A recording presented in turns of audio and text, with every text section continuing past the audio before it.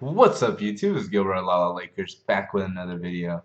So for this one, it's going to be the post-preseason game discussion on the Laker game that they had a few days ago now against the Sacramento Kings. Sorry for putting this one up later than you would expect with this type of video. When I do these, it seems I try to get them up, that night or the day after that the game occurred, but that just wasn't the case this time. But I did get it before the Warriors game on Saturday, so partial credit, I'll take it. Nonetheless, let's go ahead and move on to the topics that I want to discuss today. And that is the first one's going to be Kobe Bryant. So, of course, he did have that injury on his leg. He is uncertain so far as the status for his game Saturday against the Warriors, and I'm not surprised about that. This is preseason we are talking about. We have to understand that these games just don't have the same amount of impact for the organizations. Oops, it's like ESPN, but they don't have the same impact that regular season games have. Regular season games determine your positioning down the line for the playoffs. So right now, we won't have to force guys to play injured if we want it. Like, we don't need the win right now. So it's better to play it safe, especially when it's something dealing with a superstar like Kobe or even just general role players. You don't want to push them too much in the preseason. So with that being said, I don't really expect him to play, but I wouldn't be surprised if he did either because it is Kobe Bryant. And when I first saw the injury, you could tell it looked like he banged knees with the Kings defender. I forgot who it was. And it just those are one of those injuries that you see all the time happen in basketball in the NBA, and it hurts extremely bad for the for the few minutes following it. But luckily, it doesn't seem like there's going to be any long-lasting, lingering effects that may find its way into the actual regular season. So, with that being said, another topic I want to discuss about Kobe Bryant was going to be his turnaround jump shot. So this is going to be a clear weapon for him this season. He is heavily relying on that turnaround fadeaway jump shot, usually along the baseline or like the off high post area. And it's something that he's done in the past. This isn't anything new for Kobe Bryant, obviously, but I do like that he's trying to find his abilities or his stroke, his form inside in the paint, paint high post before stretching it out and settling for those long jump shots because he has had a problem of that in the past for several seasons, which is the current problem for Nick Young in my opinion. But I do like that he's taking these kind of jump shots. I do think I do think that it will be a weapon for us offensively.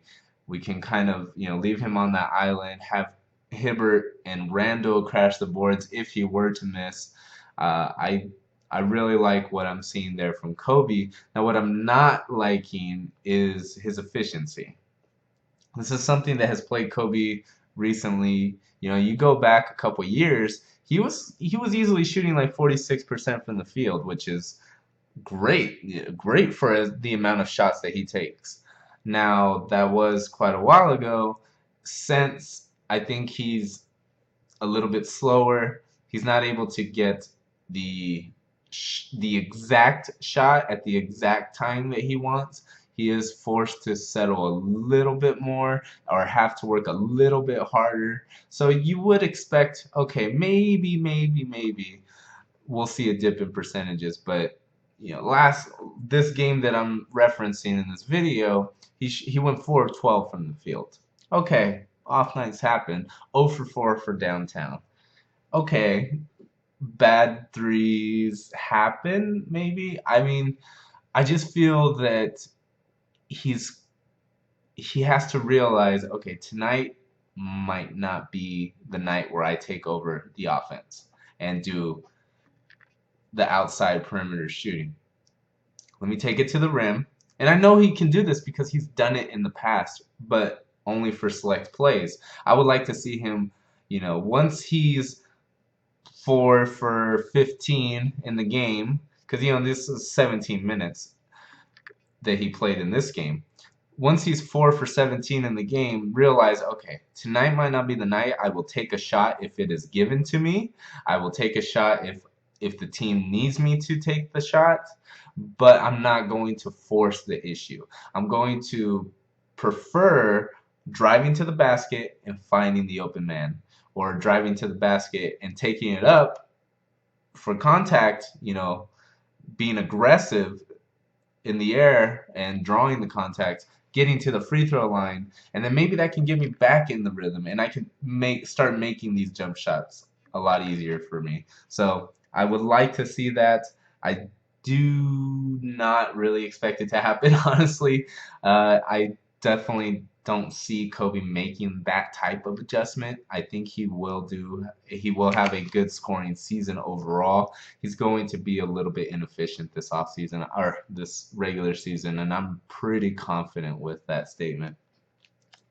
But before I waste too much time on that, let's go ahead and move on to the next topic. Help defense doesn't fully commit. That's exactly what I wrote down. Help defense does not fully commit. And that's very noticeable.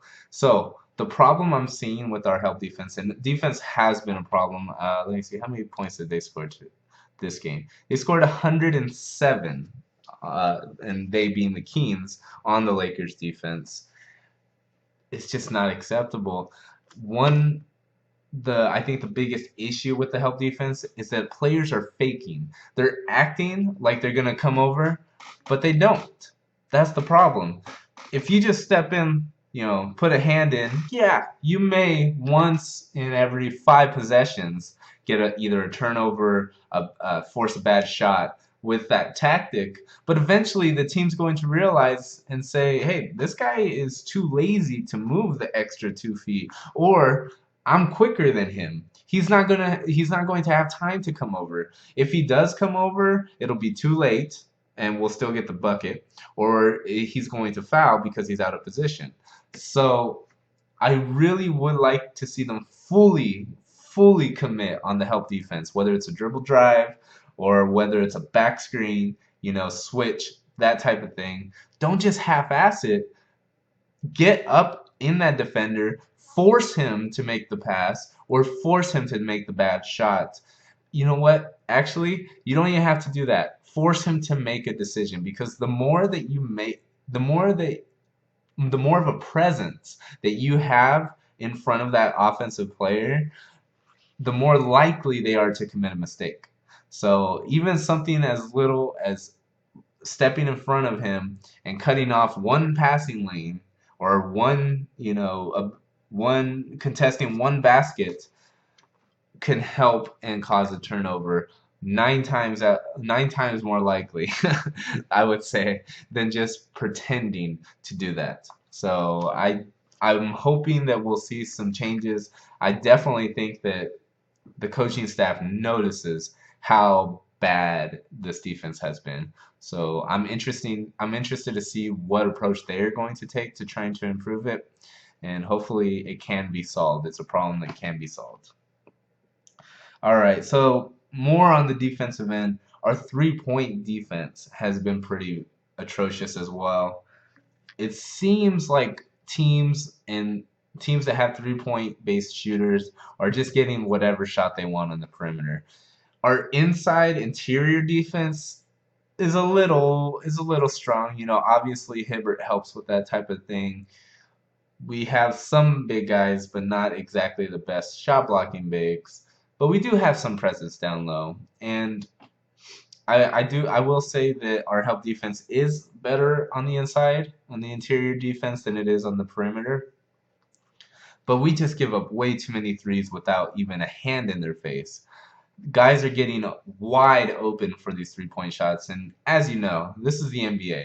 If a guy's wide open and he's taking a three-point shot, it's extremely rare to have it just completely miss. It's either going to be a three-point basket, or a missed shot, but next time they're going to make it. So that's going to be a problem throughout the season. I feel our 3-point defense just doesn't look there yet. And you know, when the enemy team scores three and you score two every time down the floor, it's naturally going to turn into a lead for the enemy team. So I don't like where this is going defensively this season, and especially in such a tough Western Conference. Defense is going to be extremely vital when we're playing against the best of the best for their positions. So it's unfortunate. I hope that we are able to fix it in time. So moving to the offensive end, one thing I wanted to touch on quickly. I feel we're a lot more athletic than we're giving ourselves credit for. I'm seeing that some of our offensive sets are based around, getting Kobe involved somehow, getting someone on the low block.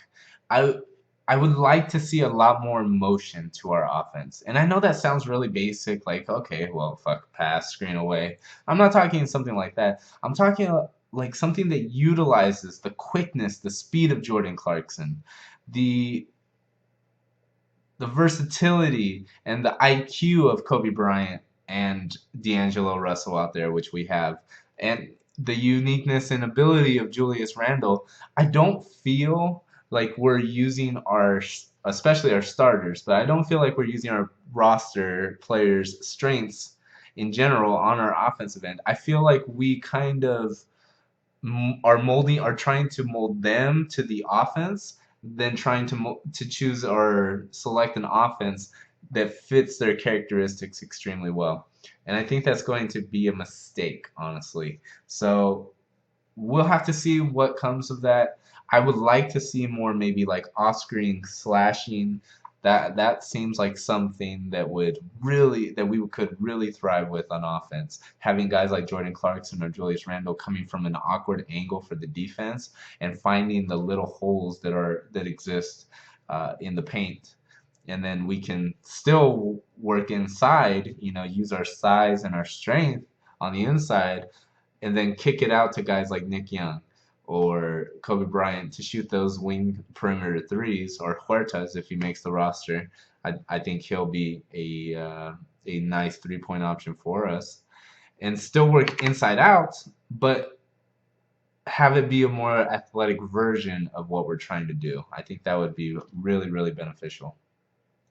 All right, speaking of Clarkson, Jordan Clarkson looked great this game. Let me see, how many points did he have for us? Looks like he led us in scoring with 17. Yeah, 17 in 27 minutes. One thing that I will say about Clarkson's game that I will highly praise, and if he continues it, I will highly praise it all season long, is that he is looking to get into the paint on offense. He's trying to take his guy off the dribble, use a screen, utilizes it extremely well. He's very quick on that first step. He has the handles to be able to do that. And this is kind of something I want to see more from D'Angelo. Now, Clarkson, what he was doing was he was using the screen, having a quick first step, getting into the rim, and then keeping his ass or his back to the defender to keep him from catching up. So if the defender reaches over or if the defender tries to reach around, it's most likely going to be a foul. And even if it's not a foul, it's going to look like a foul.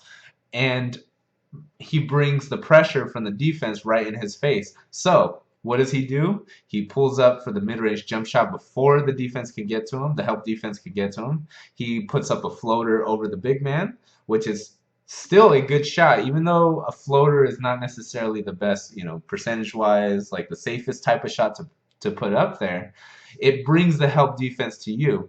Now, usually when the help defense is a big man, that's also a rebounding force that you're attracting to the ball. So that'll allow us more offensive boards from Julius Randle, from Roy Hibbert, who have been already showing their capabilities on that portion of the floor. It's a lot. There's a lot of good things happening just by Jordan Clarkson taking it to that 10 to 15 foot range on offense and either putting up a shot or dishing it off to someone else. So D'Angelo Russell, I hope you're watching this because I want to see you do more of that. You have everything. You have the entire skill set that Clarkson has outside of the just, you know, explosiveness to the rim. That may not be in your repertoire, but you have the handles. You have the build to be able to do it. You have the speed to be able to do it. You probably have a better basketball IQ than Clarkson as well, by quite a big margin. So you might even make better decisions. Your passing ability is better. So why is it not happening? That's something I would like to know. But hopefully we will see more of Clarkson doing what he's doing. Fantastic job by him. Hopefully we'll see it starting to rub off on D'Angelo. They seem very close off the court. I want to see their off the court relationship translate into on the court performance, and I do think it's possible. So we shall see. But nonetheless, that will do it for today's episode. Post preseason discussion with the Lakers Kings game. Hope you enjoyed. Remember to leave a like on the video if you did. Comment down below if you want to discuss anything further. And this has been Gilbert, aka LaLaLakers. And because I kind of lagged a little bit getting this video up that I wanted to, because there were some really important things that I want to talk about. Usually, if there's a lot of things that I want to discuss from the game, I'll make these videos. I know I've been making one for every preseason game, but that probably won't be the case all 82 games of the season. There will be some games where it was just, another day in the office and not a lot happened. Probably not a lot to discuss either. But because I did lag with this video, I'm going to go ahead and probably post another discussion video on another topic around the NBA that I want to I want to talk about before it leaves the spotlight again. So thanks once again for watching, and I'll talk to you guys later.